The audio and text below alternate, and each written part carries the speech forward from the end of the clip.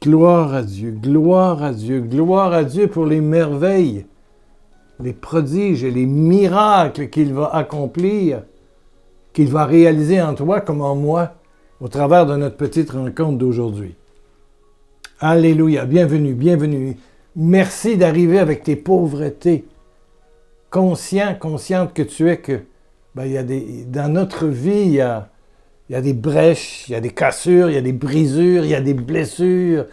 Ah!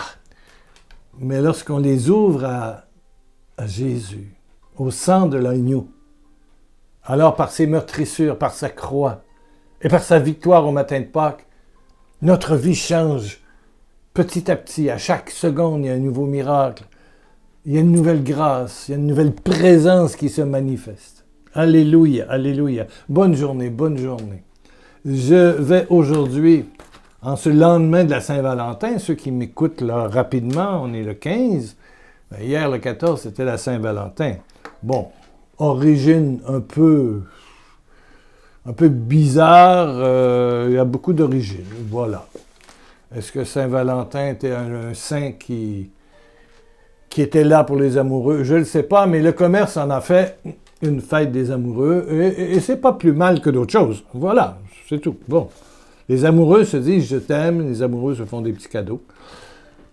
C'est l'occasion d'une rencontre en cœur à cœur. Bon, voilà. Mais il y a des gens qui ont des problèmes avec leur amour, et on va en parler aujourd'hui. On va parler de la dépendance affective, qui n'est pas de l'amour, qui n'est pas de l'amour, qui n'est pas de l'amour. On va essayer de comprendre d'où ça vient et comment Jésus solutionne ça. Avant de parler de cette lettre que j'ai reçue, et là, je n'invente pas, c'est quelqu'un qui m'a écrit. Il y a d'abord une première personne qui s'appelle Gisèle, c'est son vrai nom, qui me demande que veut dire Jésus quand il dit à quelqu'un qui veut devenir son disciple, « Suis-moi et laisse les morts enterrer les morts. Viens, suis-moi. » Tu connais cette parole dans l'Évangile. En fait, Jésus ne veut pas dire qu'il faut manquer de respect à celui qui était notre Père, puis qui est décédé, puis qui est toujours vivant quelque part dans le ciel, ou dans le purgatoire, ou dans l'enfer, je ne sais pas. Selon sa vie, selon son attachement au Père, au Fils et au Saint-Esprit. Voilà, le salut. Mais d'honorer le décès de quelqu'un, moi je crois que c'est normal. Mais ce que Jésus veut dire, c'est que quand tu veux suivre Jésus, tu as un peu comme le mariage, tu quittes ton père et ta mère pour t'attacher à ton conjoint ou ta conjointe. Tu dois quitter une forme de tradition humaine propre, de culture, à une nouvelle culture qui est celle de l'amour. Celui qui veut sauver sa vie la perdra, mais celui qui perd sa vie, qui perd ses coutumes, qui perd ses habitudes, qui perd ses prétentions, à cause de moi, la sauvera, ici maintenant et dans l'éternité aussi.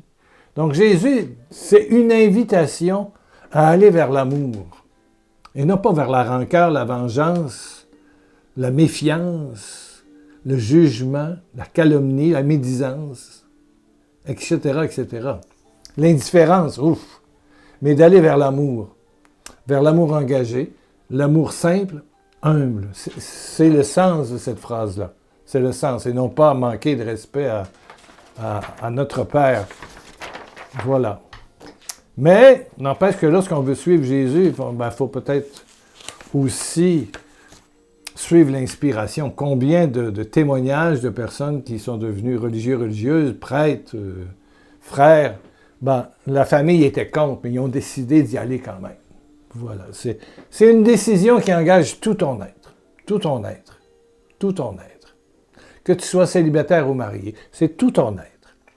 Là, j'ai une lettre qui est assez longue. Oui. Je vais changer le prénom. Voilà, j'ai décidé qu'on va l'appeler Joanne. Joanne. Et puis son copain F. On va l'appeler F. Bon. Elle dit, je vous ai rencontré lors de votre dernier voyage à Paris. C'était beau. Elle est venue à une des conférences. J'ai reçu le style de vos mains. Amen. Donc, c'est choisi le roi. J'étais accompagné, ça c'est pas important. J'étais venu prier pour fortifier ma récente relation, donc c'est récent, avec F, que j'aime. Donc là, on parle du couple de quelqu'un qui aime une dame qui aime un monsieur. Voilà. Mais attention, la relation est un peu malade. Et ça peut arriver. Hein? T'es jeune ou t'es vieux, des fois la relation est malade. Mais là, on va voir qu'elle est malade. Alors, F, que j'aime, mais qui me malmène en me fuyant régulièrement après chaque rencontre amoureuse. Une rencontre amoureuse. Bon, il reste pas là, mais il vient. On appelle ça une rencontre amoureuse. Pensez ce que vous voulez. Bah! Les moins de 16 ans, bouchez-vous les oreilles. Bon! J'ai ressenti, lors de ma prière, des frissons quand vous avez dit qu'il y aurait des femmes qui auraient un enfant. Ah, ça m'a sidéré et tout mon côté droit, gauche, a tressailli. Je me suis dit que Dieu était là et que ma relation allait peut-être enfin évoluer pour de bon. Il y a... voilà. Je pense que je priais pour les femmes qui n'arrivent pas à procréer. Mais il y a aussi l'enfant intérieur, qui doit être la renaissance dans l'esprit. Hein? Jésus le dit à Nicodème, à moins de renaître. Donc c'est une nouvelle personne. C'est un nouveau bébé qui naît. Une renaissance spirituelle. Bon. Alors elle dit, donc la rencontre était le dimanche, j'ai vu F, le samedi, c'était une retrouvaille après 10 jours de brouille. Donc il y a des brouilles, il y a des rencontres, il y a des histoires, des prises de tête. Il m'a dit m'aimer et être heureux de me retrouver. Bon, blablabla, bla, bla. Oui. Je l'ai revu le lendemain de la rencontre, le lundi soir, et je l'ai reçu comme un prince. Là, elle est remplie de... Ouf! J'étais pleine d'espoir, forte de mes prières. Lundi, nous avons donc passé de nouveau une merveilleuse soirée. Une merveilleuse soirée. C'est beau. Mardi, de nouveau, il m'a ignoré. Il me laisse sans nouvelles. Voilà. Il me rappelle le lendemain, je lui ai dit ma déception de le voir encore disparaître comme cela, sans même un petit message, un petit mot de la journée. Il est resté calme, pas d'excuses, jamais il s'excuse. Jamais. Non. Non. Ça commence à sentir un petit peu le narcissisme. Ouais. Ils ont toujours raison, ils s'excusent jamais, ils contrôlent. C'est me, my and myself, c'est moi, un gros ego. Bon. Il m'a demandé si je boudais encore, j'ai répondu passer à autre chose. Je n'ai plus de nouvelles depuis. Bon, je suis épuisé de prier pour lui. Il me malmène depuis des semaines, revenant vers moi pour les câlins, comprenne qui comprend, et disparaît ensuite en me laissant dans un désarroi total. Est-ce que ça ressemble à toi? Est-ce que ça ressemble à ce que tu as déjà vécu? Ou est-ce que ta cousine ou ta meilleure amie du boulot vit? Ou ce que tu vis? Ou tu te reconnais dans F ou dans Joanne? Bon.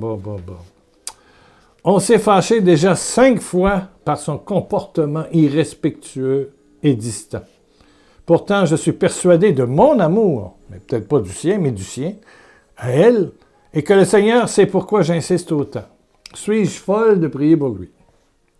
De l'aimer. Je ne sais pas si je suis enceinte. Mais votre parole m'a touché, m'a envahi. Lui n'a pas d'enfant et refuse toute vie commune de toute façon. Non. Il veut rester célibataire. Il ne veut pas de quotidien de couple. Il ne veut pas. Je me sens sali par cette relation à laquelle je voulais tout donner. Son silence est plus insultant que les pires des mots. Mon cœur est blessé, meurtri par la peine et la colère de n'être qu'un corps servi au désir d'un homme, servant au désir d'un homme. Je ne comprends pas où est le fruit de mes prières. J'ai demandé la conversion de F, qui est animée par l'argent, le travail convulsif, compétitif et surtout le contrôle, à tout prix. Je voyais la beauté de son âme derrière ses blessures, les blessures de son ego. Ai-je eu tort? Bon. Oh, Joanne. On va essayer de comprendre quelque chose. J'ai fait un petit dessin. Vive les petits dessins. Ici, c'est une maman qui a un bébé. Ça, c'est le petit bébé, il n'est pas gros ici. Là. Et il y a le cordon ombilical entre les deux. OK? Bon, vous voyez là. Cordon ombilical. Et puis, on va couper le cordon. Là, le bébé, il se met à pleurer. Il est sorti du ventre de la maman.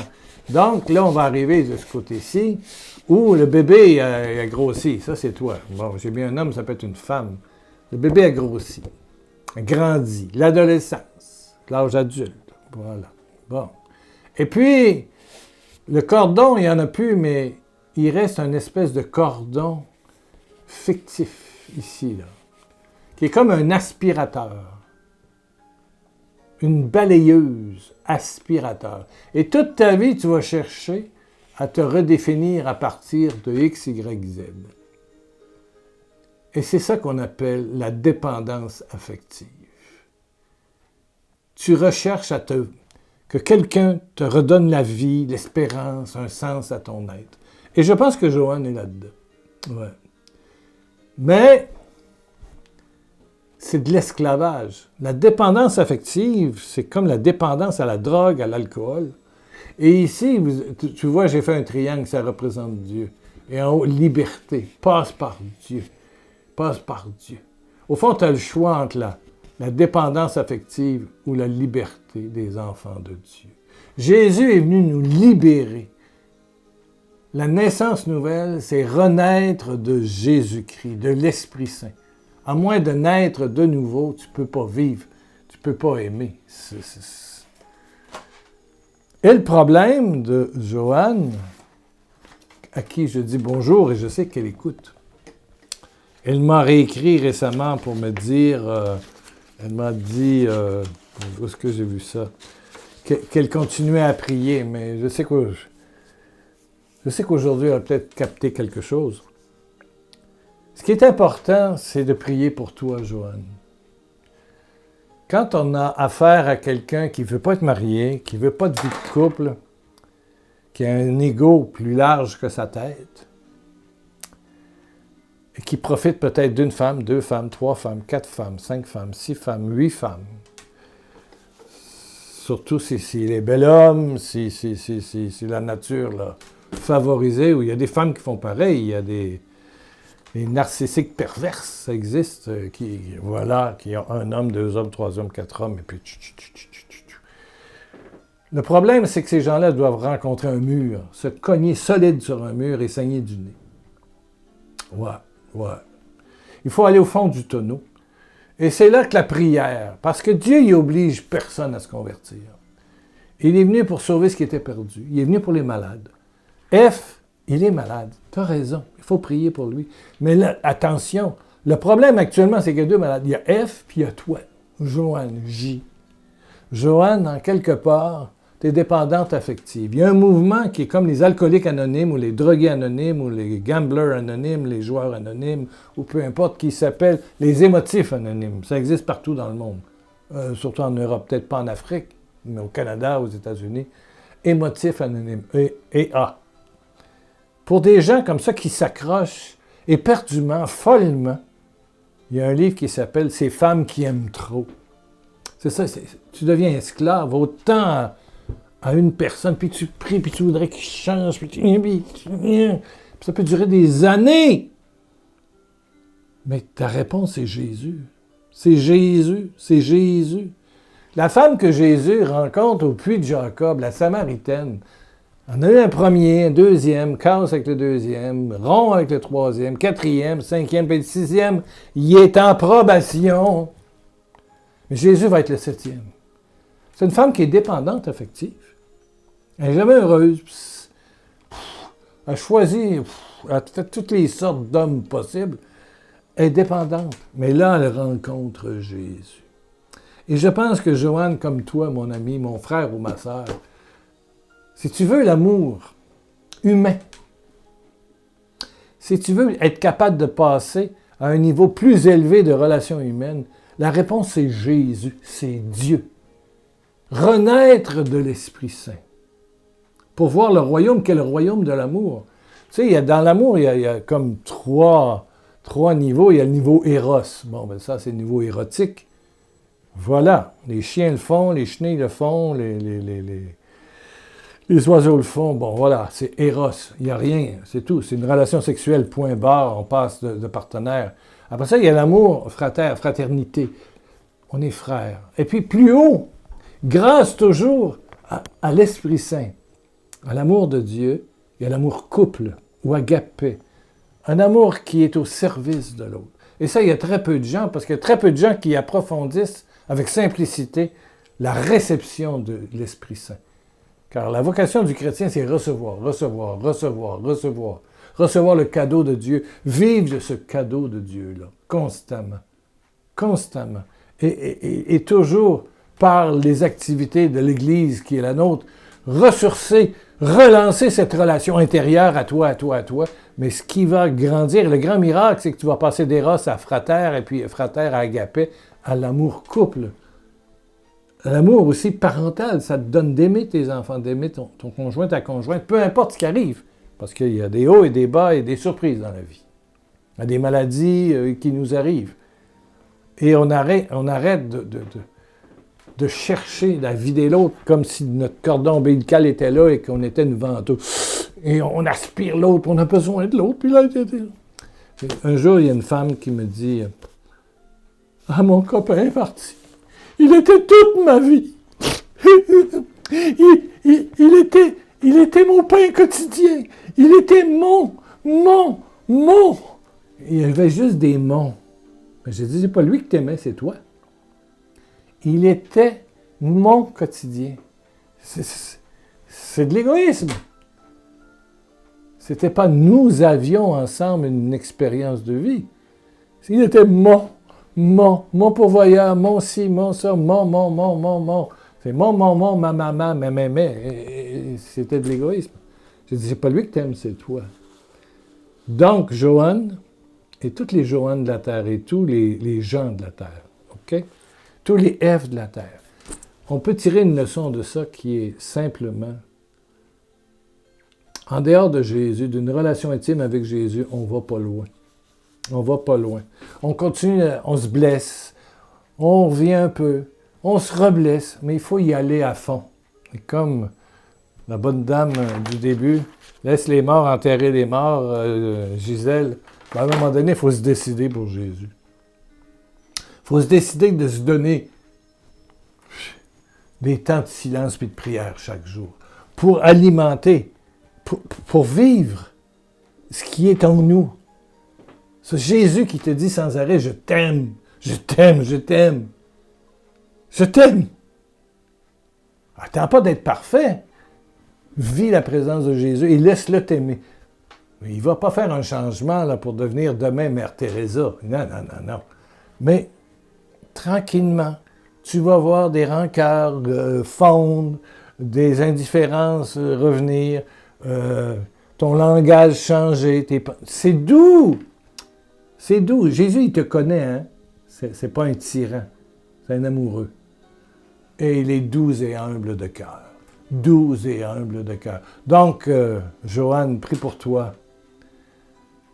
Et ouvre-toi. Pourquoi pas faire une fin de semaine de spirituel?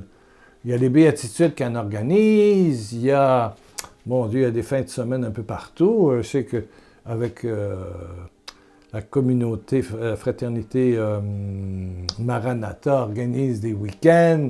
Ça s'en vient, là, le printemps, l'été, c'est plein. L'Emmanuel, oui, ils ont de belles fins de semaine. Vas-y pour guérir, pour te redonner la liberté, pour faire naître l'enfant spirituel en dedans de toi. Et puis, pour ceux qui sont sur mon site pierrelacroix.com, j'ai un CD qui s'appelle « Guérir de la dépendance affective ».